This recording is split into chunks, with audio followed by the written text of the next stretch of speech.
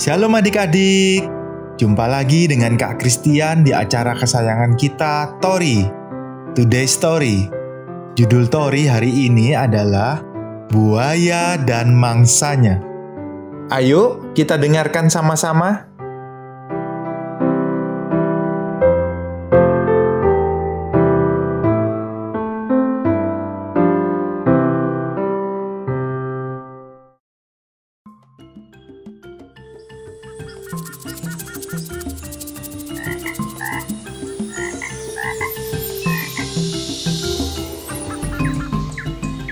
Adik-adik pasti tahu kan binatang buaya? Ada yang tahu nggak? Buaya adalah seekor binatang yang malas sekali adik-adik. Dia tidak suka susah payah untuk berburu. Biarkan mangsaku datang mencari aku. Pikir buaya sambil menguap dengan malas. Si buaya setengah menutup matanya, tubuhnya tidak bergerak dan berpura-pura sudah mati. Mulutnya yang besar dan jelek itu dibuka selebar-lebarnya. Si buaya menunggu mangsanya dengan sabar sekali. Hah? Apa itu? Rupanya ada seekor kumbang besar baru merayap masuk ke mulut si buaya. Tak lama kemudian disusul juga lalat-lalat, tawon-tawon, nyamuk, dan banyak serangga lainnya. Mereka beterbangan sambil menari-nari di dalam mulut buaya itu. Tentu saja mereka mengira buaya raksasa itu sudah mati. Kini mereka bisa bermain-main di situ dengan sesuka hati mereka. Mereka menikmati tempat baru ini dengan banyak makanan yang telah tersedia di sana. Mereka saling makan-memakan. Serangga yang besar makan serangga yang kecil. Yang kuat makan yang lemah. Tapi kita tahu bahwa sebenarnya buaya itu masih hidup. Si buaya masih diam saja, tidak berbuat apa-apa. Dia sedang menunggu waktunya saat mangsanya sudah penuh di mulutnya. Tidak lama kemudian, datanglah pengunjung-pengunjung lainnya. Ada seekor kadal hijau yang kulitnya licin sekali, menyelinap masuk ke dalam mulut buaya itu untuk berteduh. Dan berikutnya melompat-lompat beberapa ekor kodok. Kodok-kodok itu dengan riangnya berlomba-lomba masuk ke dalam mulut buaya sambil berburu nyamuk-nyamuk yang ada di situ. Dan yang terakhir, ada serombongan serangga dan binatang-binatang merayap berbondong-bondong masuk ke dalam mulut buaya. Seolah-olah mereka sedang mengadakan piknik di malam hari. Setelah semua binatang itu masuk ke mulut buaya, dengan tiba-tiba tanpa ada peringatan apapun, si buaya menutup mulutnya. Sambil memejamkan sebelah matanya, si buaya menelan semua mangsanya sekaligus. Buaya tersenyum karena merasa puas. Sedap, Katanya sambil tertawa. entah apa lagi yang akan kunikmati malam nanti. Si buaya membuka lagi mulutnya yang lebar itu dan menunggu pendatang-pendatang lain yang bodoh.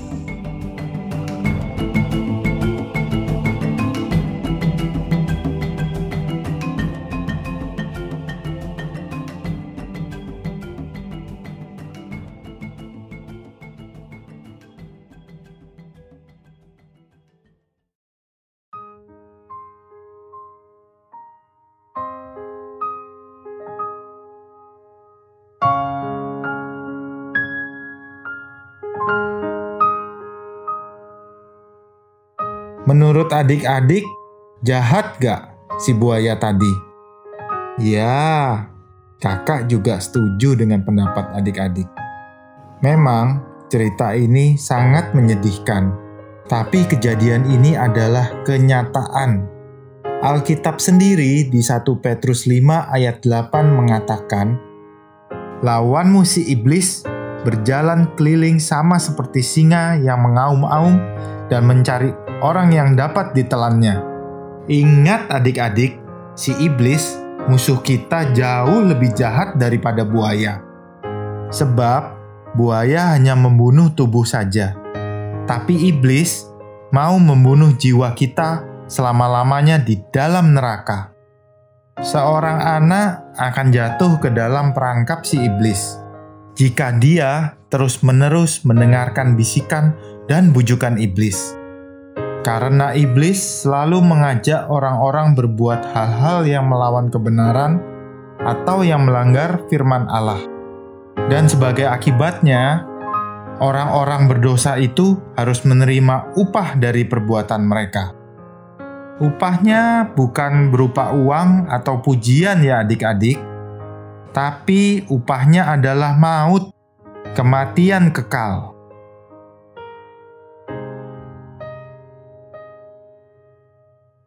Sekarang ini, ada banyak murid-murid di sekolah yang berani menyontek saat ujian. Barangkali ada yang tidak sadar bahwa dengan berbuat dosa seperti itu, mereka telah masuk dalam perangkat si iblis. Selain itu, ada yang ditipu iblis dengan melakukan pencurian barang-barang atau uang. Perbuatan-perbuatan itu sama jahatnya di hadapan Allah. Sama seperti menyembah berhala. Firman Tuhan di 1 Yohanes 5 ayat 21 mengatakan, "Anak-anakku, waspadalah terhadap segala berhala." Nah, adik-adik, penyembahan berhala itu sangat dibenci oleh Allah. Marah-marah, perbuatan yang berlawanan dengan kasih. Karena kasih itu panjang sabar dan tidak mementingkan diri sendiri. Sesungguhnya, iblis menyiksa orang dengan menyuruh mereka cepat marah. Karena setelah marah-marah, biasanya hati mereka akan kehilangan damai sejahtera. Hampir segala perkara tidak bisa diselesaikan dengan cara marah-marah.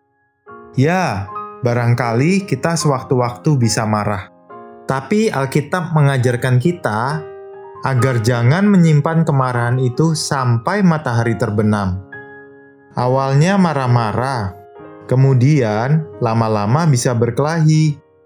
Anak-anak Tuhan mempunyai kasih Tuhan Yesus, dan karena itu tidak boleh menyakiti orang lain. Tapi iblis suka membuat anak-anak bertengkar satu sama lain.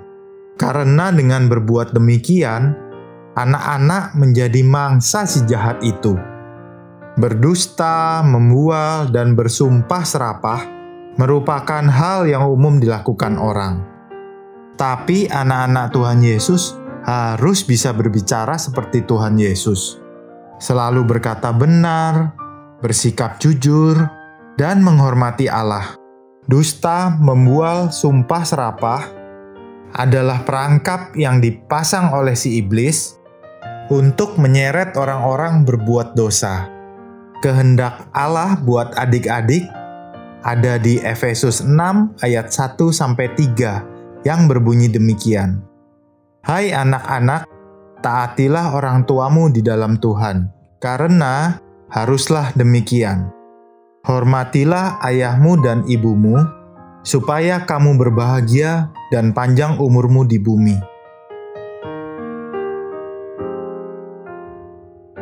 Jadi, adik-adik yang tidak mau taat dan tidak mau menghormati orang tua, itu sama saja dengan melawan kehendak Allah. Iblis membujuk anak-anak zaman sekarang agar berbuat sesuka hati, tanpa menghiraukan nasihat orang tuanya. Jika kita menuruti bujukan si jahat itu, sesungguhnya kita akan celaka. Lebih celaka daripada serangga-serangga yang ada di dalam mulut buaya. Karena si iblis mau menelan mangsanya sampai ke dalam neraka.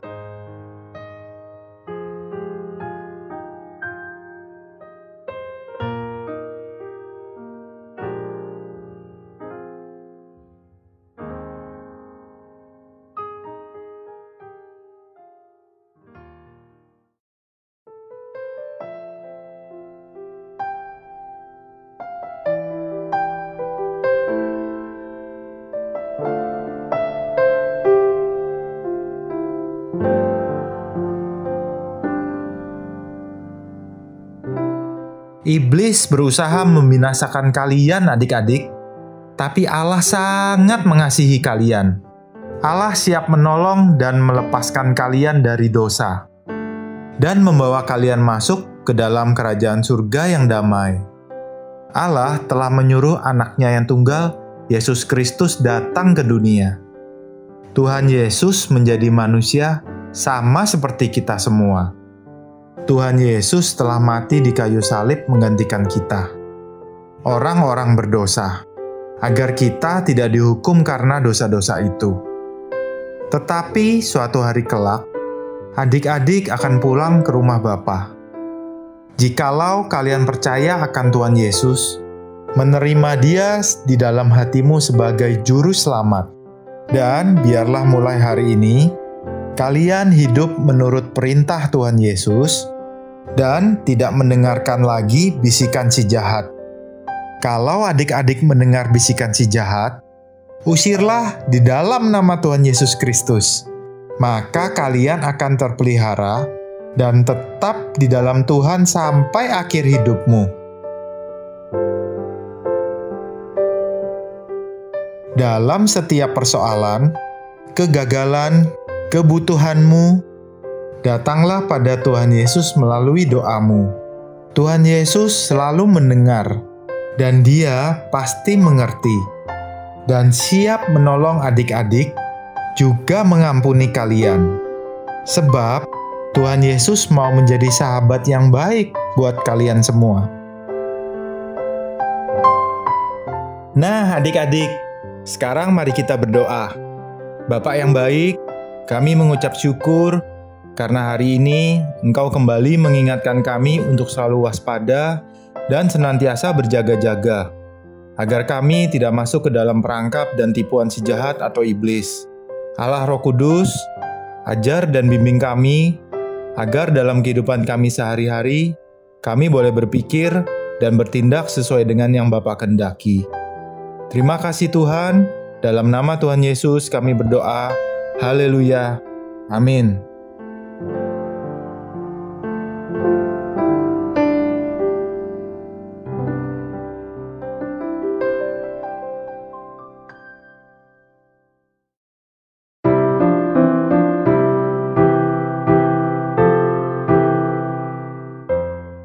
Sampai di sini dulu tori kita hari ini. Sampai jumpa di lain kesempatan. Tuhan Yesus memberkati.